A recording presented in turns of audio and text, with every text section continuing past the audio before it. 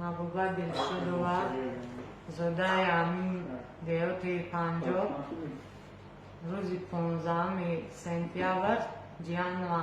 با مکتب بودم درمان مایلس به دست درمان مایلس در معلومات بلافا در تدریس فرگشت سردن در ننی چیش همشه جانتان تو مکتب در دو دستین فتون بدرویم بشینیم دیدم که گوش نمیکنه سبون نمیبرد جوال سر نمیشه او جمعیلس رفته سر گفتم خط کنم بشینیم گفتم گوشم نکنم گفتم بشینیم که میزنم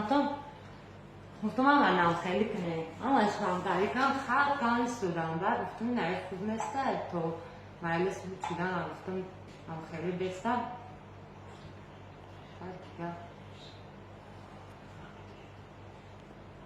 های کاری کردیم پشایمانم دیگه نمیتونم این کارا